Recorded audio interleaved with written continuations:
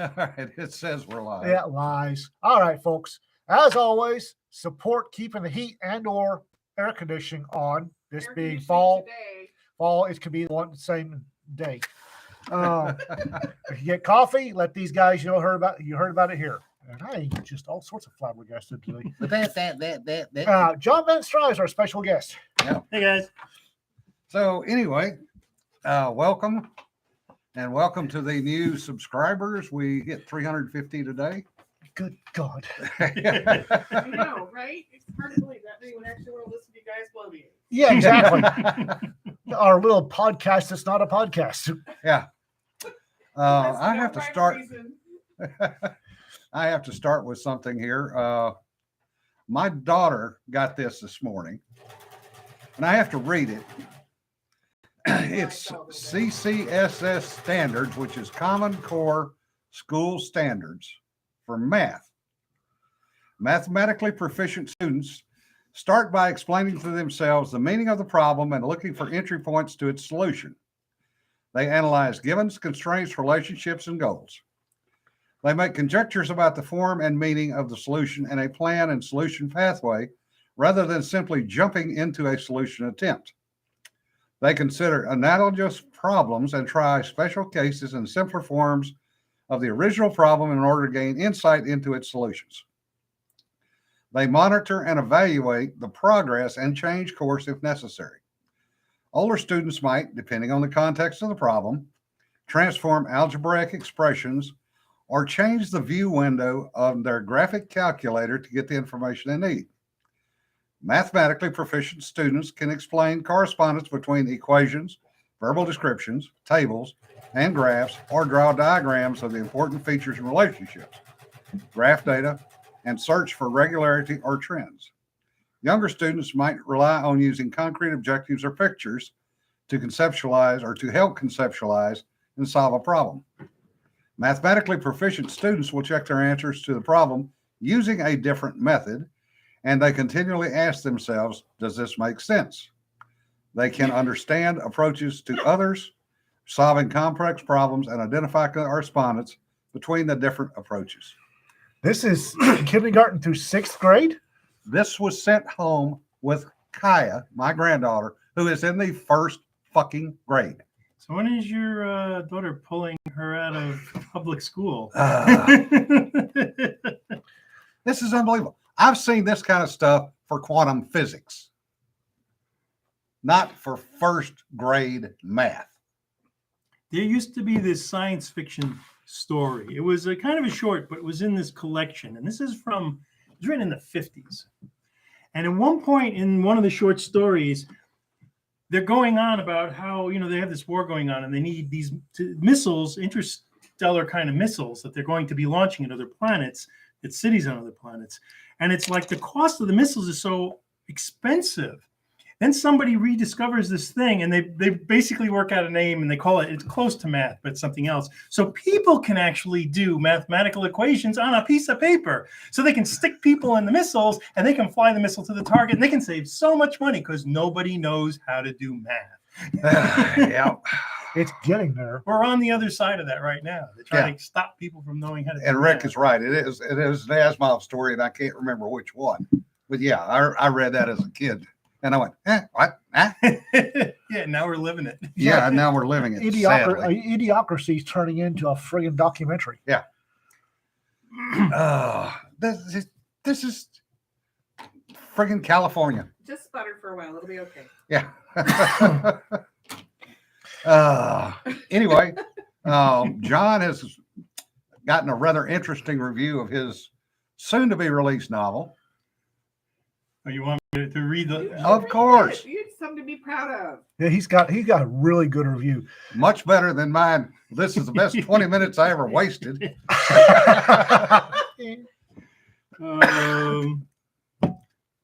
See, I'd take that review. I did. I loved it because it was the truth. Oh, that's the wrong one. True I didn't reviews leave are it always open, nice. unfortunately. I should have left it open. Basically, Bain sent me a review. You want me to read the whole thing or just a... Sure, read. You read it. Read whatever it's a you want to good read. review. Open it up. If he can find it. I can find it. It's just my phone opening. I should have broke out my laptop. I didn't think about it. Okay. Get bigger so I can read you. All right. This is from Library Journal, which I guess goes around the libraries and stuff, and it's coming out in the next issue. Van Stry's, and they put in brackets Portals of Infinity because that's one of the series I'm known for. Rakish hard science fiction novel is about a man looking to escape the threats of his past by fleeing into the solar system. Dave is an engineer whose connections land him a berth on a freighter owned by a cost-cutting minded corporation. Things start off so well. Dave buckles down, studies, and proves his worth to his newly adopted shipboard family. The trouble is people from Earth just won't stop trying to kill him. But fortunately, Dave's former gangster skills keep him safe and the body's dropping. The story is told in a lively, episodic fashion, with each I hate this phone. With each chapter showing another leg of Dave's journey into the solar system. His story is not a solitary one, as he finds unexpected romance in the stars. The novel's exploration of the political structure and class conflict on the future Earth adds interest to the story and brings the solar system to life. Verdict: Van Stry's nut and bolts approach to spaceships mixed with a fascinating and complex portrait of future Earth politics and society will appeal to fans of James Corey's Expanse series. Yeah.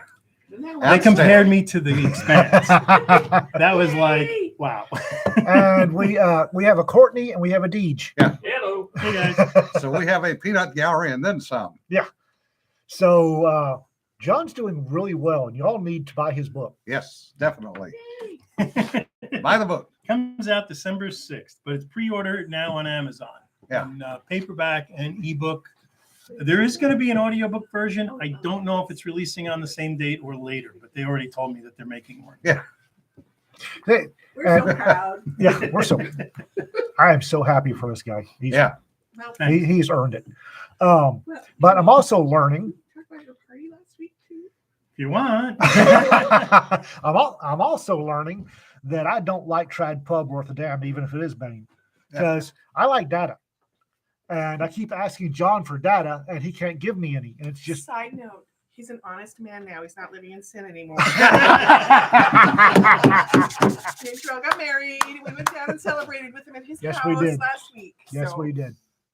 After 27 years. Yeah. Well done. Well done. And it was nice. It was fun. It was great having everyone out there. Next time you guys got to show up. They work in both of them, so Oh, It was not anything personal. it was like they just couldn't get free there. food. Yeah. If I showed up, then Law Dog couldn't have. Yeah. Basically. Oh, that's right. You work at the same place. Right. Yeah. Oh, So yeah, it was. salted caramel peanuts. David, really?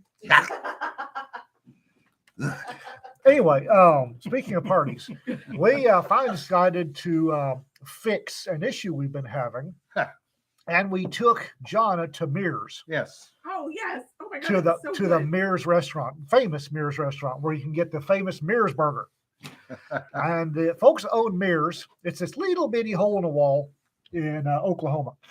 The folks It's got own, this weird little crossroads in the middle of goddamn nowhere. and it's an old mining shack. The restaurant started as a mining shack 100 years ago. With trapezoidal floors. And there's not a square, there's not a 90-degree angle in the place. Nor is any floor level in the place. And none of them are angled like the floor. When it slopes, the roof doesn't slope in the same direction. It slopes completely.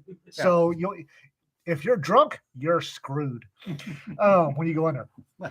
They have their own herd of longhorns. It's like you drive past when you drive in on the right, there's this herd. It's like there's tomorrow's Mears burgers. Yeah. Quite literally. And they are healthy sized. Yeah, no kidding. They are very lean meat. And when they say it's a half-pound burger, Oh, it's a half-pound after cooking. Yeah.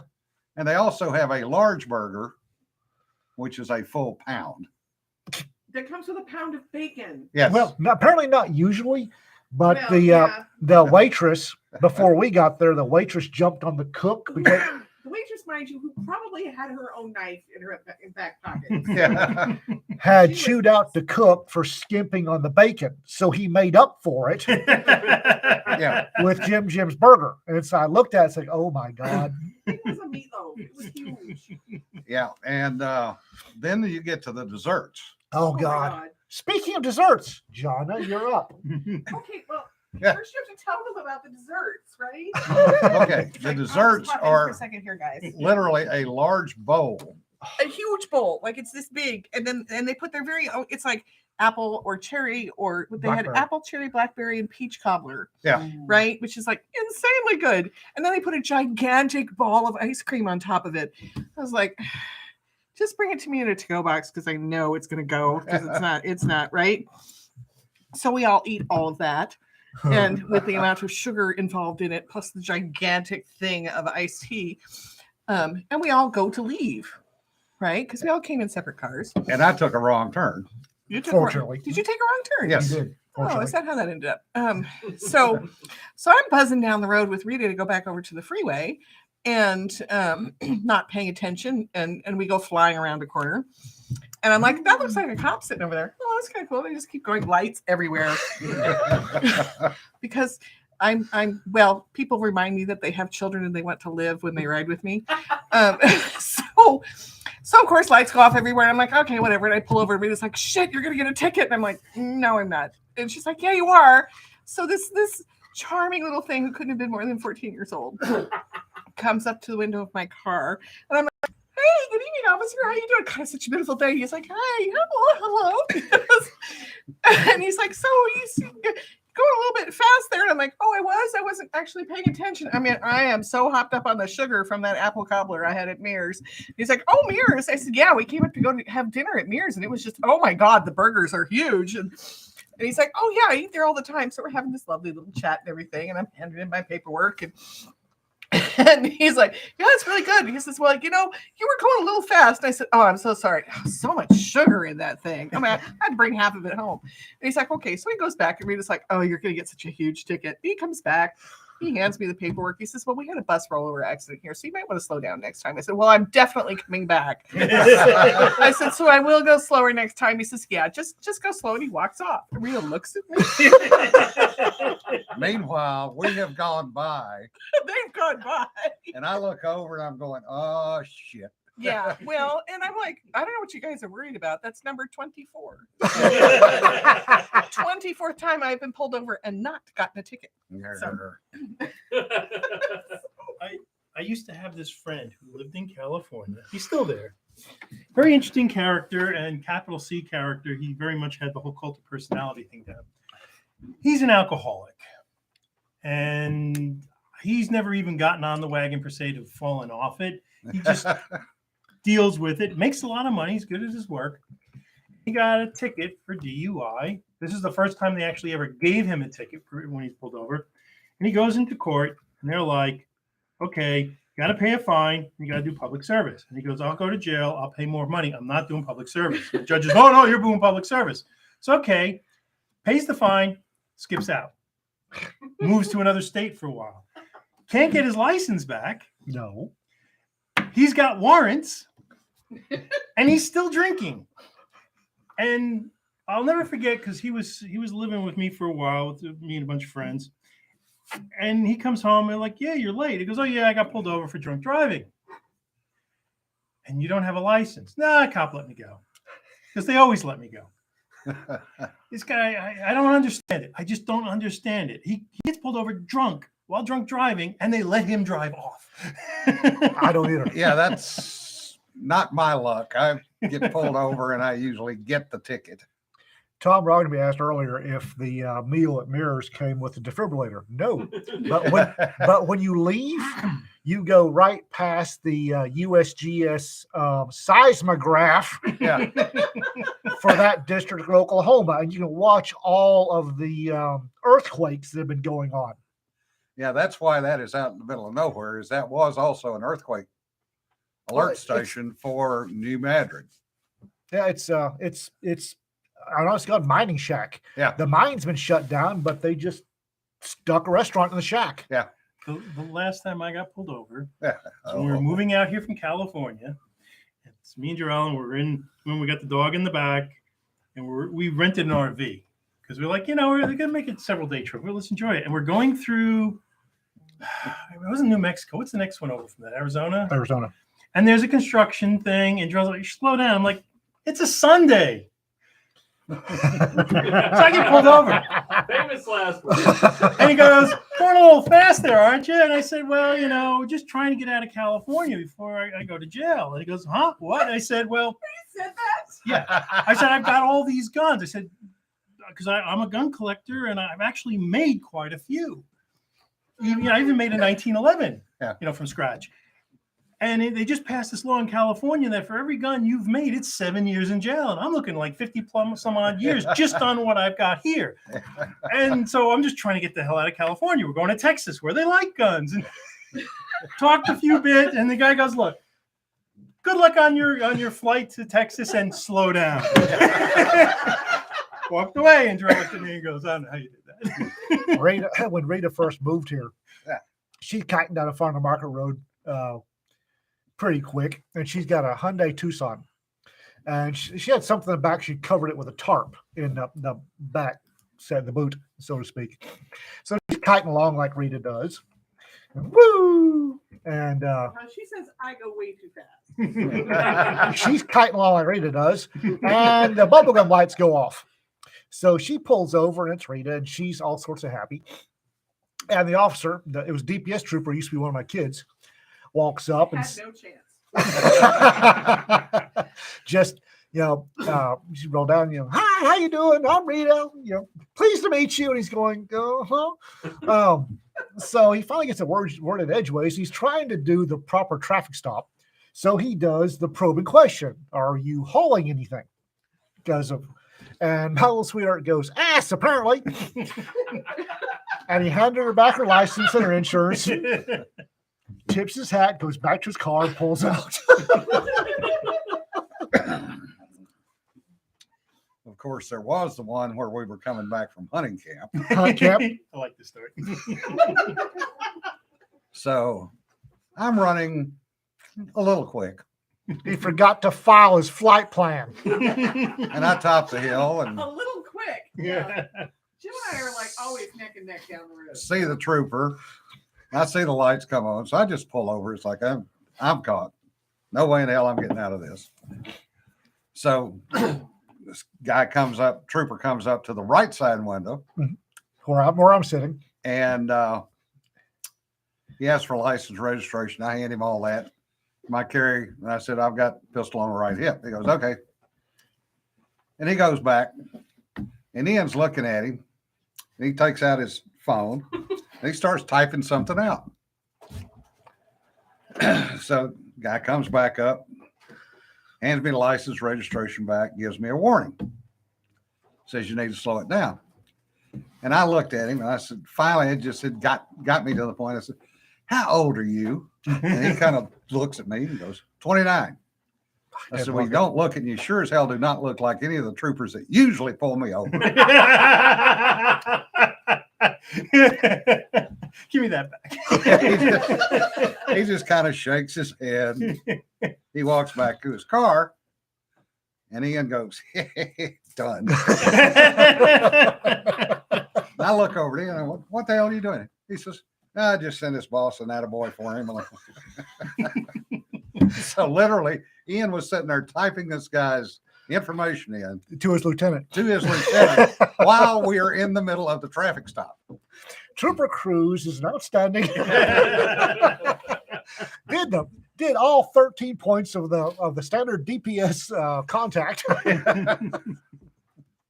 Send. Oh. Needless to say, I have been rather slow going through that part of the country since then. Oh yeah. I keep it around 80.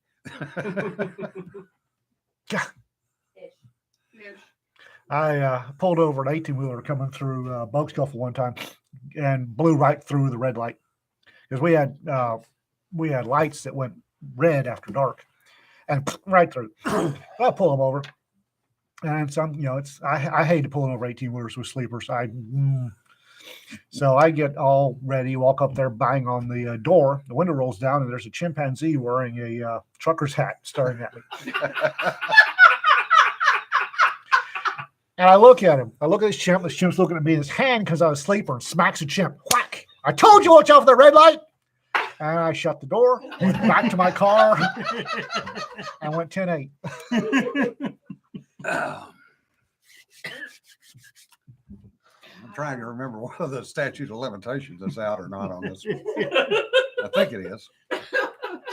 Some officers, if you can make them laugh, they'll let you go.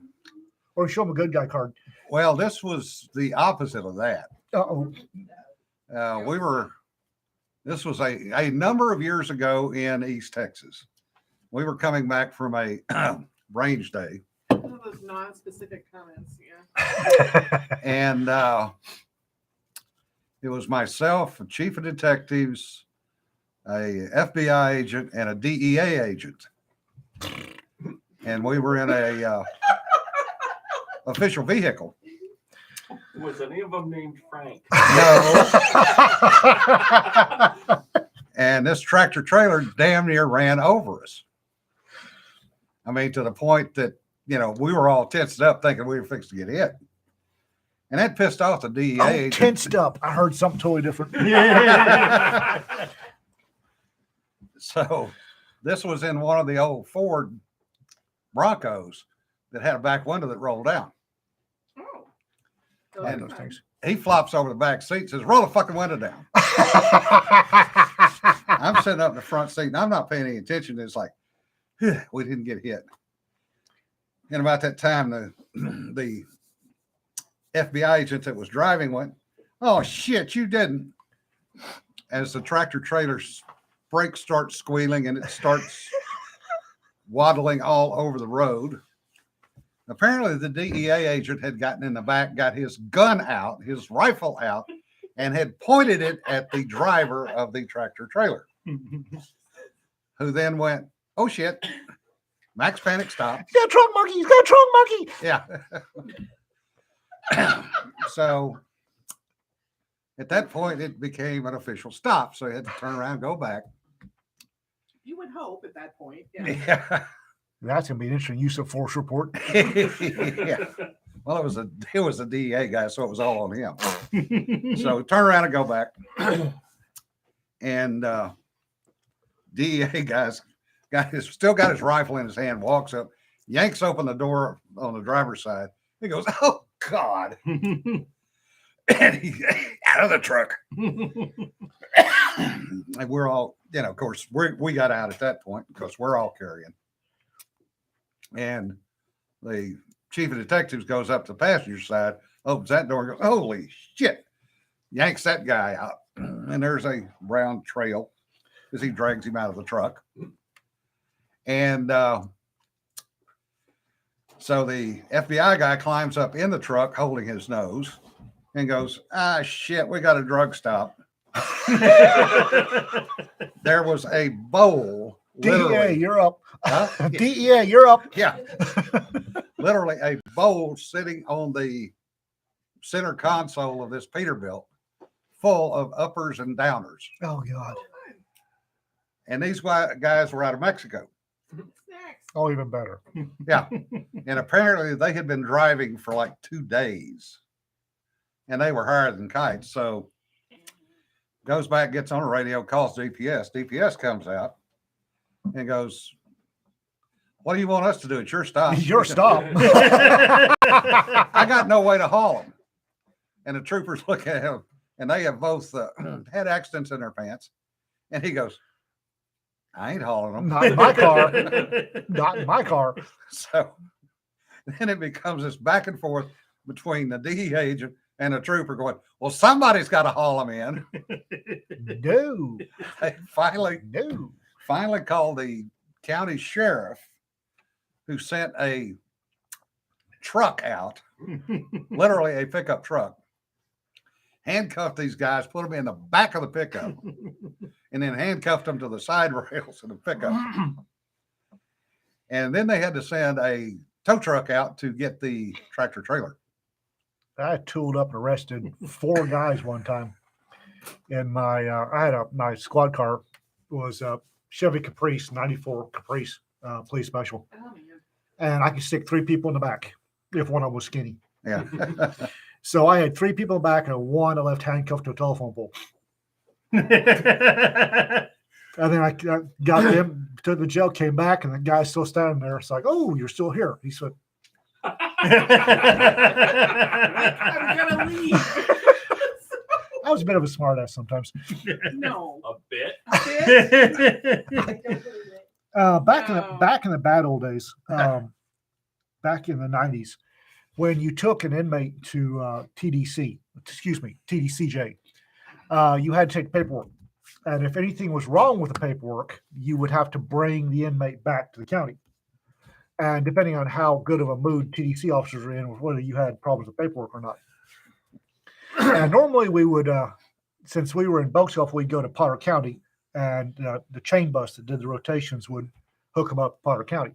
We had one that was special, something to do with medical. And I'd taken the bird unit, which was 8.5 hours from Belkshelf County. I was gonna say, after feeling your particular humor, the burn unit makes sense. So I go down there, get the bird unit, and they tell me that they can't accept my inmate. I said, why not? There was something wrong with paperwork. I said, God damn it. All right, I'm 8.5 hours from home. Do you mind if I leave him here while I go get some lunch? And I said, sure, no problem. So I went and got lunch at my house, 8.5 hours away.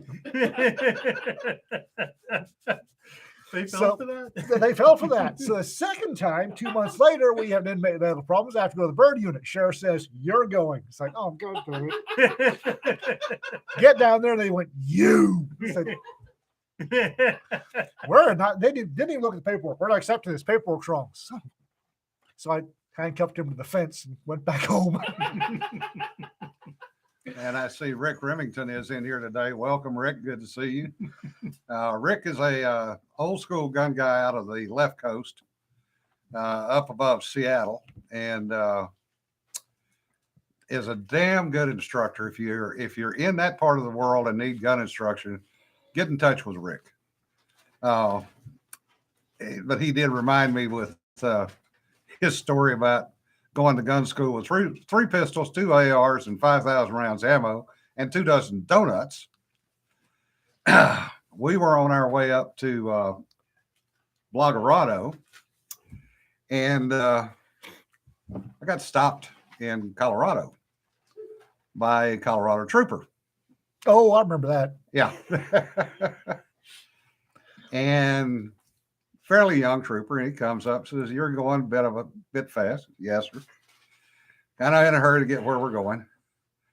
And he does the normal questions. He goes, got any guns in the car? And we both busted out laughing. And he kind of cocked his head and looked at us. Said, what kind? I said, well, what would you like and what caliber? And he kind of looked at me and went, small to large. I said, well, we got from 22s to a Barrett M82. Oh. Where are you going? So we told him. And he goes, son of a bitch, they didn't invite me.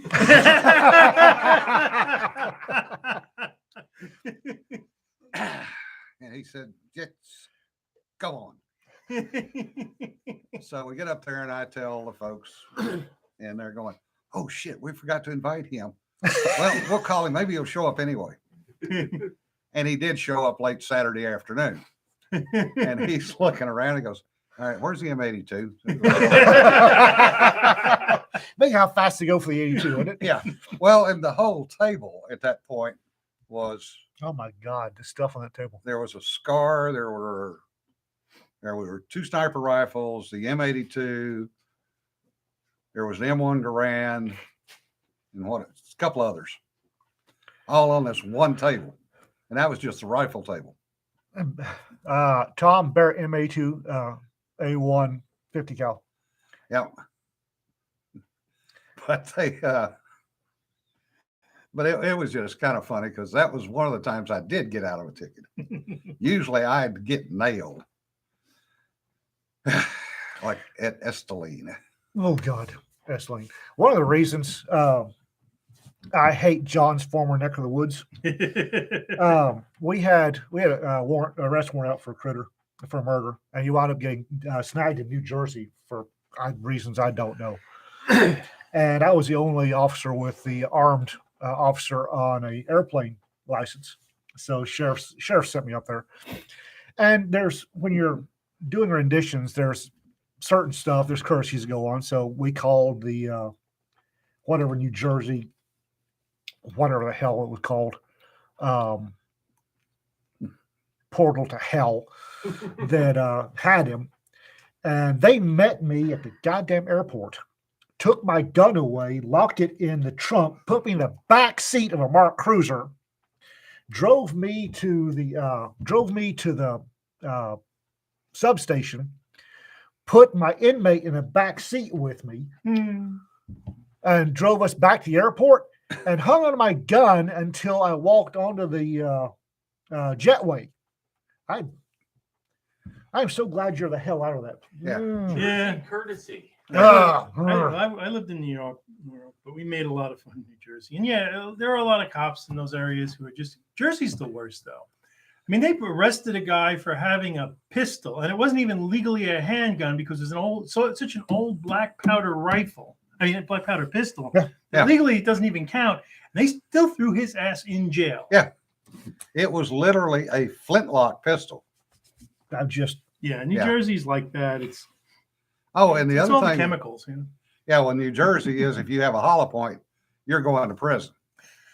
You cannot have, the targets with Yeah. silhouettes on them. Yeah, If you it has can't a have 'em. human silhouette, it's illegal in New Jersey. Yeah. Especially if it's a black silhouette. That's a real crime. Oh, for God's sake. Oh, for God's sake. Yeah. No, when I asked this guy, I said, why are y'all hanging on to my pistol? I'm in the back with a murder suspect. Yeah. I said, we don't know what level of training you have. I said, I'll guarantee you my level of training is better than both yours put together. Yeah. That probably wasn't the right thing to say. Not winning friends and influencing people. I'm not good at that sometimes. Yeah. When I start Oh, off, really? I never would have guessed. when I start off annoyed, it just goes downhill from there. Yeah, Thing family. is, you'd be popular with a lot of people in New York. That's how they are to each other. Arguing is a science. It's a spectator sport. Yeah. Everybody grows up doing Sarah says, but if it's a silhouette of an orange man, it's okay. it. Probably. And Tom Rogby says, Law Dog, a real Dale Carnegie graduate. Well, he's influencing people. When I get annoyed, it's just something. I get iron-assed. Yeah. I'm kind of worried if we all get annoyed at the same time. 'Cause nothing about that's going to be pretty. So- And I'm just going to get out of range. Clouds have a certain beauty to them. I just. Oh. It started when I was 10 and I got drunk negotiating with a tribal chieftain. Yeah. And discovered that How time. many people can say that phrase? Yeah. Only Law Dog. Yeah. And I discovered that was when I discovered that when I get drunk, I get really, really stubborn and iron-assed. And this You is agree different with how? anthologies. Say what? And you agree with anthologies. Apparently, I agree with that. Thank God I wasn't writing back then because I'd be hip deep in anthologies by now. When Courtney comes back in, we'll have her go through the schedule again. Yes. Nothing wrong. Oh, you. When I am mildly in my cups, I will tell the story of being a teenage African warlord. Not doing it here. Yes, drive through Massachusetts rather than New Jersey. I think I almost killed somebody at FinCon telling that story Yeah. because he was laughing so hard he couldn't breathe. And last time I saw him, he was going for an inhaler. Yeah, we actually, when I was working out of Northern Virginia, I got invited up to Hey, babe. Vermont to go shooting. And not thinking about it, the roommate was driving, and he lives in Vermont. Didn't think about it, so I threw a rifle and a couple of pistols in the car, and away we went. And I'm nodding off about half asleep. And I wake up and I look, and there's this tunnel. Where in the hell are we? He says, oh, this is the Lincoln Tunnel. Shit, you got guns. You cannot make a U-turn at the Lincoln Tunnel. Talk about tiptoeing through New York City. when we were going to the NRA show when it was in St. Louis. What year was that? We drove up there. Rita drove up there, and we got her a little confused because we were being cops. We got her a little confused. We wound up committing multiple felonies because we wound up on the Illinois side of St. Louis with multiple unlawful weapons on or about our persons. Yeah. And multiple cops in the car, which was even funnier. My And they show up at the hotel, and it's like, we need drinks. Rita really needed a drink. What the hell did y'all do? Just get drinks, then we'll tell you. I just remember this. One of my best interactions ever with a cop. Coming home from work, this is in California. I'm on my bike, my ZZR 1200. And this guy runs the right on red, forces me over into the next lane. Then he comes over again into me because he wants that lane. And so I have to hit the brakes hard.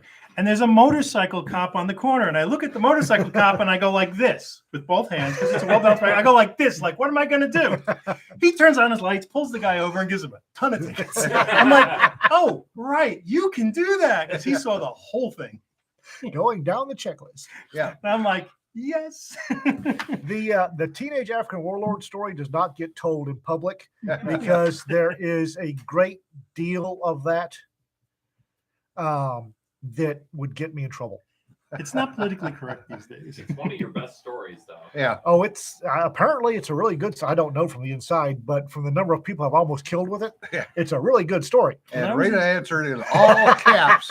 When I finally yelled at you both to just shut the fuck up, I got us to the hotel just fine. Yes, you did, Rita, and you came in under full sail.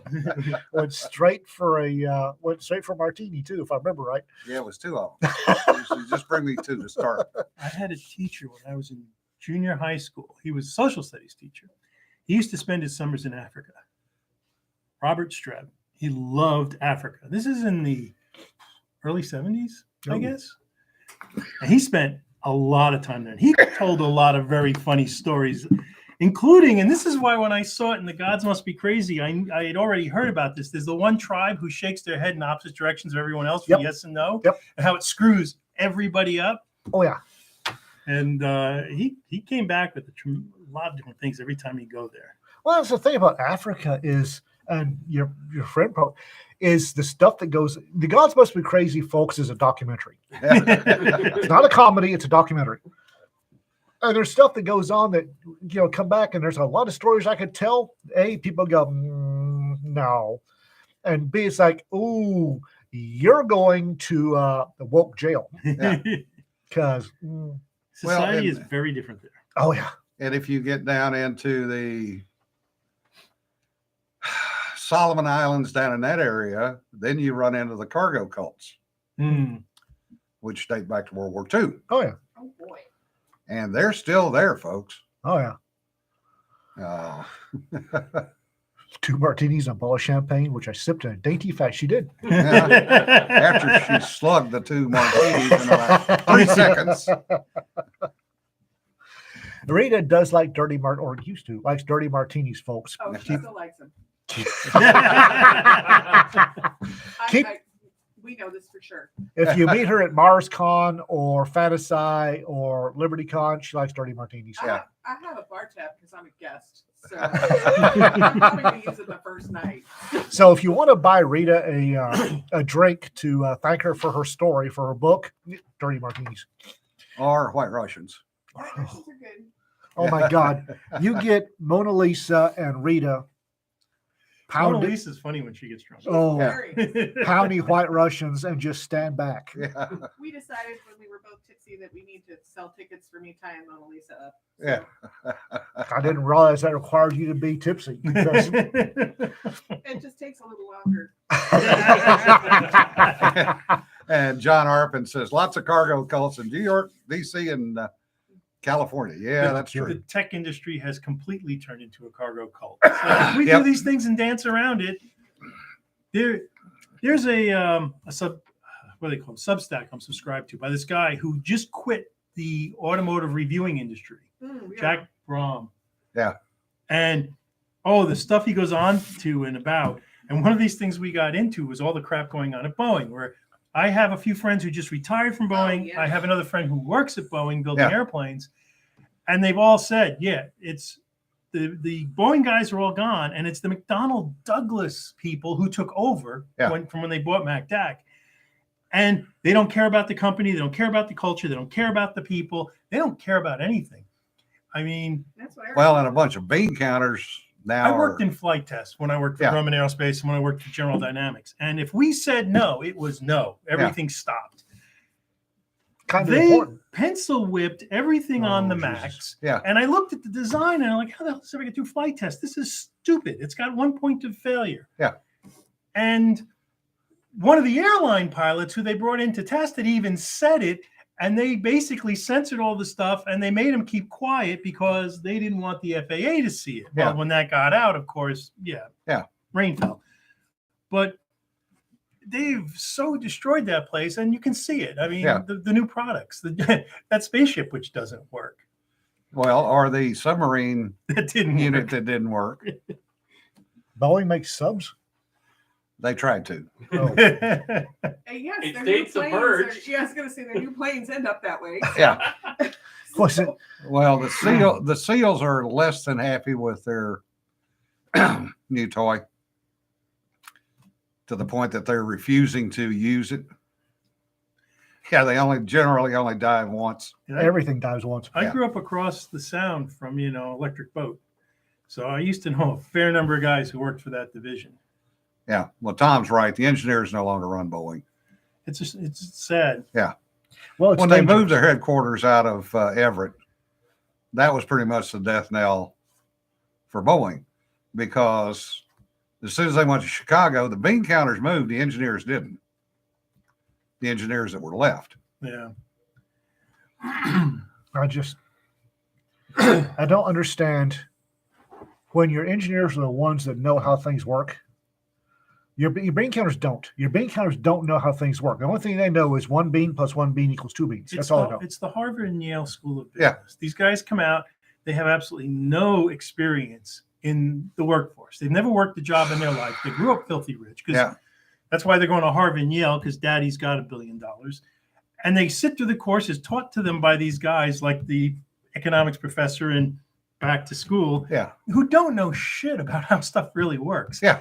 And they come in and they think it's like the new thing with the plus mile long trains and all that, which Yeah. won't fit on the system and causing all sorts of problems. Yeah. Yeah. It sounds good in theory, but in practice, well, there's a reason why we don't do things this way. And Well, we had that happen here yesterday.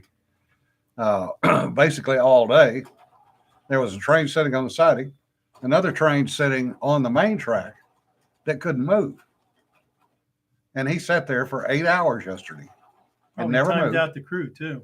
Timed out the crew because further upstream toward Amarillo, there was a 3 mile long train that couldn't clear, and the train that was on the siding was 3 miles long. Yeah. And the system isn't made for trains that long. Well, and using trains because cost of diesel, of which we only have 25 days left. Yeah. Don't get me started on that. No, I'm going to stay with fun stuff today. Yeah. Yeah. no Tom's time. right. I don't care if you've been a carpenter for 40 years. I'm a school trained architect and you will follow my plans. You will follow. Oh, Yeah. I got a story for you on that. Oh, so do I. Go ahead, John. The Jacob Javits Center in New York. Oh, A friend of mine worked on that, and the architects did this thing. And the engineers from his company said, that's not going to work. And the architect had a hissy fit, and you're going to do it this way. So when you would go through the Jacob Javits Center down one of the main hallways, you had to go to the left and you had to stoop down because the staircase from above cut across the hallway at a 45-degree angle, blocking off one side and almost completely blocking off the other side. And it was like that for 10 years until they got the money to fix it, because they had to tear down part of the building and redo everything. And they took the stairway across the street and brought it down over there. But, oh, yeah, that was, my friend took me and showed me. He goes, look at this fuck up. Wow. yeah. We had a go around when I worked for USC. KC Marriott disaster. Yeah. That's architectural stupidity is alive and well. Mhm. They built a new Coliseum at USC in Columbia, South Carolina. And this was going to be a high-tech Coliseum.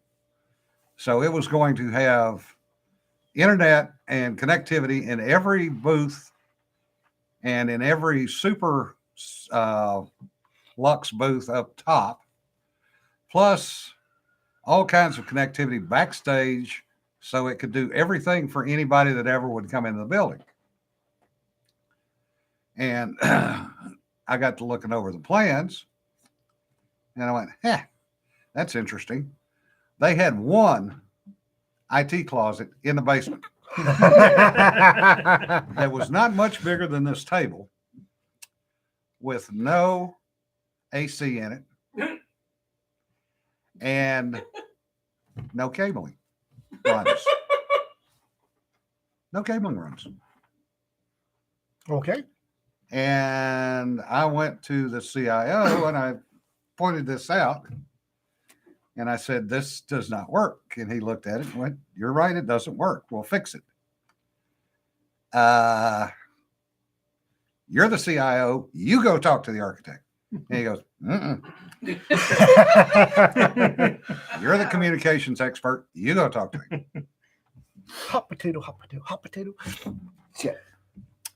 So I go over to the architectural firm and I get an appointment with the architect, which took 3 days. And he finally comes in and he looks at me very grumpily and goes, what's your problem? I said, well, I don't have a problem, but you do. I said, you wanted to wire out the entire building, but you gave us one closet in the basement with no cable runs to it, no AC in it. And oh, by the way, do you know the maximum distance for a cable run? He says, you don't have a maximum distance. Oh, my sweet summer child. Let me talk to you. Yeah, he actually said that. Okay. So he basically got pissed off, called the CIO. CIO, thank God, backed me up. So I got a call back to come back over to the architect. And he throws down the master plans and he says, fine, redline it. Oh.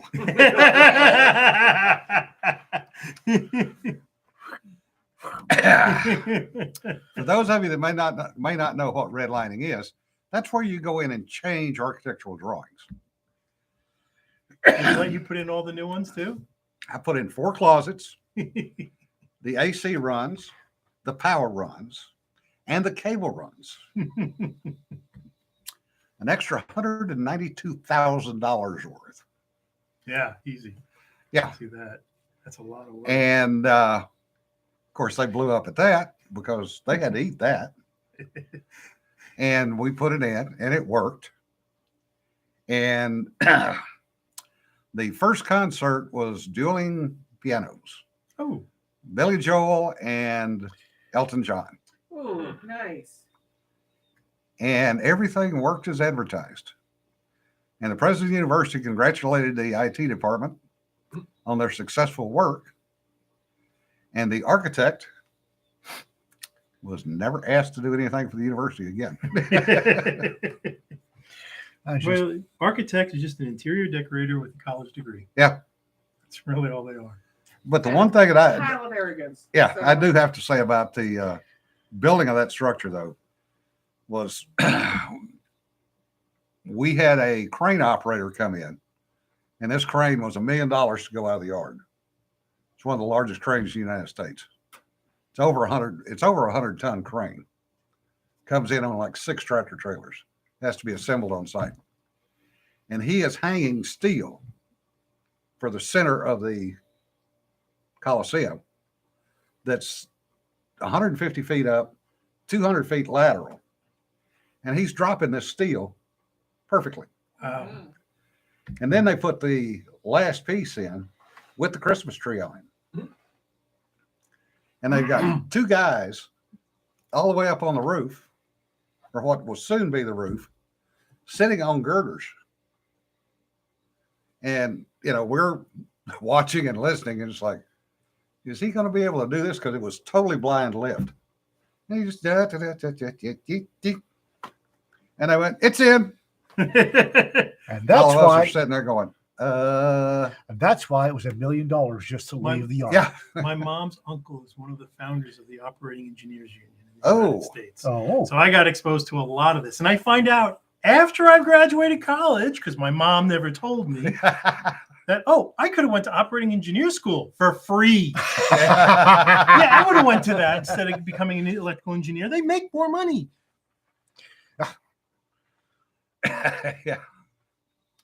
Yeah, Rick. The other good one was we had some PhDs that had no common sense. And we had one that was constantly complaining about the fact that her computer didn't run fast enough. So we finally sent one of the techs in early in the morning before she got there. And we got a call over the radio. You got to come see this shit. So a couple of us went tromping over there. And she had cleaned up her area by wrapping the Cat 5 cable around the power cable. Oh my God. Even I know that. It's supposed to be shielded, though. well, when Dad was building When you got that many wraps, it's a perfect fucking antenna. I know. She never studied EMF theory. No. when Dad was building the Sedco plant in Nigeria, the main company in Houston hired an architect who never been to Nigeria, never went to Nigeria, drew up some very nice blueprints for the Sedco plant in Nigeria, and they sent him to Dad. He had them framed, and when he got the office done, they went up on the walls. Didn't bear a single resemblance to what was outside, but they looked pretty in the halls. Yeah. Oh, yeah. Yeah, Rick. Two of my friends, Better than cleaning out the Windows directory because they didn't need it.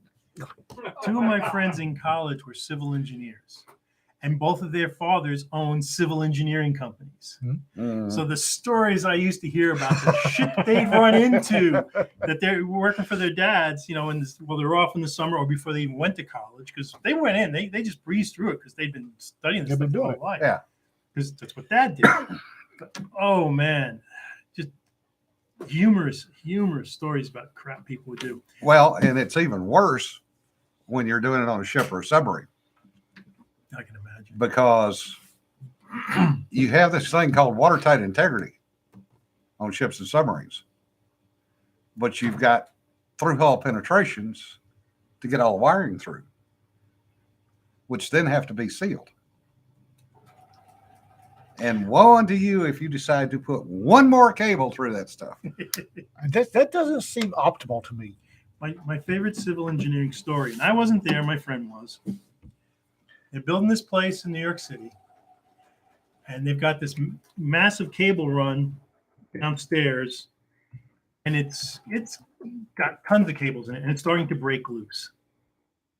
This is like at about 7 or 8 o'clock at night, and they got to fix it. And they've already put the windows and the doors and everything on this thing, and they've got this cable run. It's breaking loose, and they call up, and the president of the company shows up, and he's from a fundraiser that he's at. He's in a tux. And he's like, okay, what's the problem? And they go, well, that thing's breaking loose, and we got to fix it. And he's looking, and he goes, how much does that weigh? And they tell him. And he turns around, how much will that crane hold? And they tell him, and it's more than a thing. Give me the keys. Gets in the thing, fires it up, blows it right through the big doors they have. Just smashes right through that, parks it in the middle of the lobby, hops out and goes, use the crane, hold it back up, and fix it. Any more problems, call me. I got to get back to this thing. And my friend was just like, he didn't waste any time. He took a look at the problem. He saw the solution. It's like, yeah, the door's in the way. We can replace that. If that cable run falls, that's $1 million. Well, he sounds like the guys that started the old oil companies. The guy that started Schlumberger and Bayreuth and Magabar, and the ones that started Halliburton were the same way. Yeah. There's several times I've seen guys in tuxes working a drill platform. Old man Sinclair. Yeah. Yeah. H.L. Hunt. Man, their grandkids wouldn't know. They got Yeah. that priority straight. Maybe their kids know, but yeah, it's Yeah. like Yeah. because these are guys who worked for a living and they understand. We got a problem. Let's solve it. You know, the guy My that built- my dad knew H.L. Hunt when H.L. was still a buyer for Standard Oil, and he'd made his first few millions. And we went up to visit him, and I remember him out in the front yard in a wife beater T-shirt and a pair of khaki pants, with a reel mower mowing his own yard, even though he was a millionaire. His kids, not so much. I remember when one of the Delta platforms on the Niger Delta went paws up, and they were having some big. There was somebody was being invested as king of a tribe, and they were having a hell. They had Nigerians when you have a new king or chief. The parties are legendary. Oh God! And so the local head guy for Schlumberger and the local guy from Magabar and my dad from Bayreuth, all those guys were there. Just hell, most of them were more than half drunk. And that rig went up, and they were out there in their tuxes for 3 days. Yeah. Tuxes and hangovers, putting that back together. Yeah. Because every one of them had started out as a roughneck. Yeah. Mm. And they started out on the platform. And when it went paws up, and they were losing $1 million a day off that thing. Yeah. They went right out there, tuxes, and started throwing chain and running pipes. Like, wow, their grandkids. Yeah. And it looks like Nancy popped in doing a commercial in a casino. That's got to be fun. That makes me nervous. And Sanford makes a good point. 3 generations, shirt sleeves to shirt sleeves. Yeah. Yeah, I've lost count. It happens in ranchers too. Oil field and ranching. You get the guy that starts everything that came up working. You got dirt on his fingernails, and he's in the field. He's doing everything. As kids do some work, do a lot of work, and but they go to they work in the summers and go to a good college, and the grandkids don't do shit except go to a party college. Yeah. Well, And they don't work in the summers. I look at my family. It's like, and I think it's because a lot of us are, ADHD, and No. it goes Really? back. It goes No. back in my family to time immemorial, and we've looked into it, and it's like, for the most part, carpenters and cabinet makers. I'm the only one in the family to become a carpenter or cabinet maker. I went to college, first male in the history of my family ever go to college. And what did I do? Engineering. And because you gotta make stuff. Yeah. That's why I have a Gotta make shop stuff. at home, because I gotta make stuff. That's why I do the guitars now. I gotta make stuff. Yes, Jonna is sewing. Yeah. Trying to finish up a project again. Yeah. Put up with it, so. She has work to do whether we're here or not. But no, and I like working for the original companies, the original owners. Working for those is great because Yeah. those guys understand. When I was in college, I got into a bit of a tiff with the dean. I can't imagine that ever happening to you. And I actually made a fool out of him in front of witnesses, and that went around the college staff, and he wasn't appreciative, so he threw me out of the college. Yeah, well. So I go to work for this engineering company, and I'm talking with the owner at one point because I'm doing a bunch of stuff for him. And he goes, "Oh, why'd you leave?" And the dean threw me out, blah, blah, blah. He goes, "Oh, really?" I go, "Yeah." He goes, "You going to go back?" I said, "Well, I can't." He threw me out. He goes, "Go back. Don't worry about it." I said, "You sure?" He goes, "I'm on the board." You're in. Well, the same thing applies to college professors. You got the college professor. If you got a college professor that spent 20 years in the oil field and got his finally got his PhD when he retired and is teaching the oil petroleum engineering. Yeah, that's the one you want to learn from. One of my college professors worked on the Manhattan Project. Hmm. Yeah. He built the pile with a bunch of other guys. He's the one you want to learn from. Yeah. And he was definitely a super genius. Taking a class with him was always the funniest thing or sit and talk with him because he would talk to you and then he'd stop for a moment. And And then he'd talk again, then he'd stop. And you realize eventually that other things going on in his head, more important stuff, and he's loading the buffer. Yeah. And That's a good one. That's a good phrase for it. And I always remember the one time where he's teaching a class and he stops and he starts telling us about this comedian he watched on TV the other day, Steve Martin. He was a huge Steve Martin fan. This guy's a World War II vet, and Steve Martin just drives him insane with laughter. And we were all like, holy shit. Who knew? So from now on, it's not squirrels losing glow stick. I'm loading my buffer. No, would you still squirrels? It's squirrels, because No, we don't have a it's- buffer to load. It's just In your gone. case, it's Stack Overflow. So Goodness. Yeah, there is definitely a resemblance between Georgia O'Keeffe and Klinger. Yeah. You know, the thing is, you know, we do what we can do. I mean, none of us is rich, but we're at least trying. Don just stuck a knife in. Quote, it's only buffering if you eventually find the thought again. Yeah. You're flushing the buffer for a reload. Yeah. I was That being too. Polite. Oh. And David says, my wife's a talented sewer. She made all her garb for Renaissance festivals and cowboy action shoots. And I've never heard the sewing machine sounds not accompanied by cussing. well, I'll tell you, she has not trained her machines right because mine know who boss is. I will melt them to slag if they don't do what they're supposed to. Yeah. Yeah. She's done it before, I'm sure. Uh-huh. Yeah. Brian is right. Ian has munged his stack frame. That sounds vaguely obscene. Yeah, it's pretty much true. Here, she's going to do the Antho rundown. So, Oh, anthology Yes. rundown. Come on, Courtney. Have a seat. You're up. Yes. Work. Yeah. Well, you have to give the anthology rundown real quick. Okay, what am I running down? Anthology. Dates. What's dates? Dates. Okay, I've made graphics. I saw that. Aren't they fun? Yes. Okay, so Saints of Malta is due at the end of this month. I've had 5 or 6 people tell me it's almost done. It's almost done. Well, get it done. Do the first. Right now we have. And there's a graphic of what I expect for the submission stuff. So if you I've need been that. sending that everywhere. Yes, it's easy. It's easy to save. It's easy to send. So I will post it anytime someone asks a question.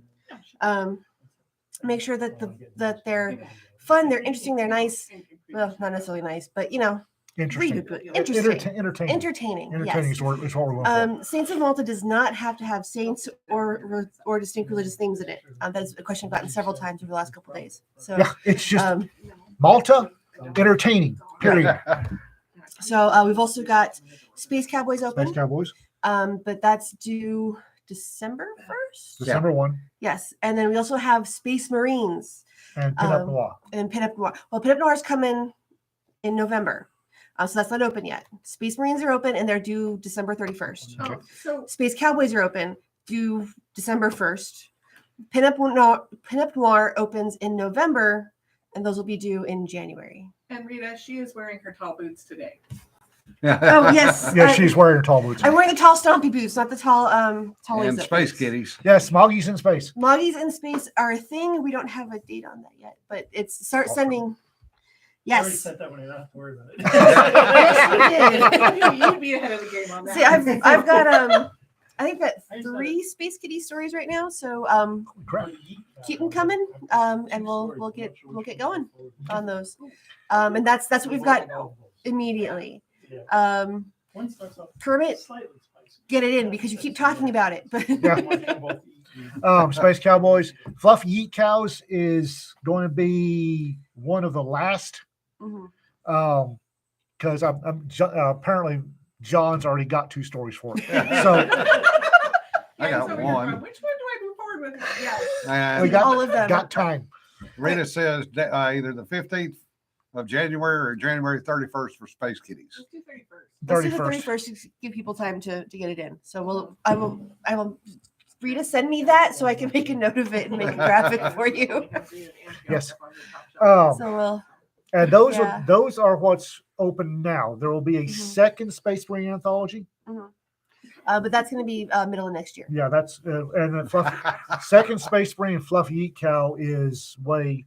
We're trying to launch one every 2 months in Yes. calendar 2023. Yeah. So John has 2 stories for you now. Wait a Yes. few months, we'll be on the book series. Yeah, I have a list. List has been posted. I'll make stuff for that. Yes. And we're being very careful because I know my friend John, if he sits on 2 stories, by the time I open the for submissions, he'll have a series in progress. Yeah. He's grinning. Yeah. He's already done that. He's He's grinning. already done that to me. And he still hasn't forgiven me for it either. One measly short story, Well, and you it's- turn it into a series. I think he did that to me too. It's fine. And I only got a 3,000 word short story after that. Yeah, You 'cause did I to was me too busy too. writing the third Yeah. book. So that's the third series. I'll be honest. I'm actually getting a lot of like people getting 15 to 18,000 words in a story. Those are novellas. So we'll talk. Yeah. But yeah, we'll have. Doorstop anthologies. I'm not going to do one that's too expensive to print. So we'll, if it gets too big, we'll talk.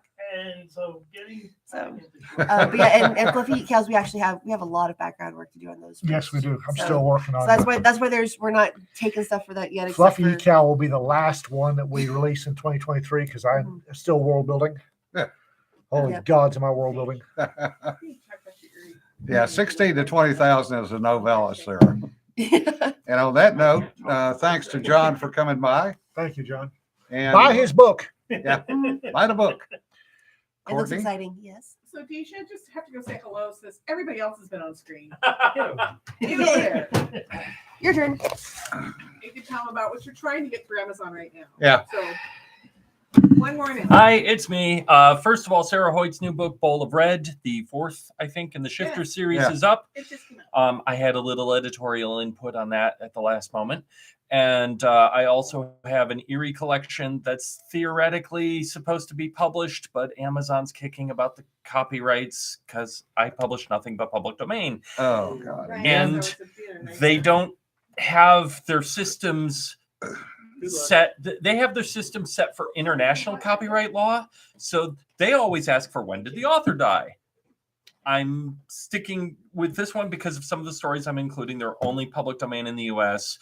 I'm sticking with US publication and US copyright law. And when the author dies won't matter until we get to things passing into the public domain that were first published in the 90s. Everything before that, the author's death date doesn't matter, but they don't ask about that. Cedar needs to talk to Deej. John AJ Decker said, bought, read, enjoyed the arc. Oh, thanks. Anyway, so I sent them the email going, here's the original copyright registrations, here's the lack of renewal in the Tell them Stanford what the stories database, are and about. they, What are the stories? Stories what are the about? stories about? I've got an Stop fighting about Amazon. Tell us about the Sorry. book. I've got H.P. Lovecraft, one of his earliest stories, The Tomb, which is a really good story. It's not particularly Lovecraft. It's more like Lovecraft trying to write an Edgar Allan Poe story. Oh, cool. Okay. That sounds I've good. got 3 stories published 10 years apart that all have the same title, Terror Out of Space. The first one is by J.M. Walsh. It's terrible, and it's a full novel. The I second don't one, sell the book. It's terrible. Buy my book. it's instructively terrible. The second one is by Lee Brackett, and it's Lee Brackett. She's amazing. It's a wonderful read. And the third one is by Dwight Swain, who wrote Techniques of the Selling Writer, and you can see him using his techniques before he became a guru. I've got yeah, Right? Yeah. got a Lost Race story by Otis Adelbert Klein that was first published in Weird Tales in 1927. Another one by Edmund Hamilton from 1938. Both of those are almost novels. A couple of Victorian ghost stories, and Clark Ashton Smith, basically writing a poor man's version of Lovecraft's Pickman's Model a few years after. Ashton Smith and Lovecraft were friends, and it's I think it's called The Hunters from Beyond. It's a neat story, but it's not Lovecraft. Hey, Julie, good to see you.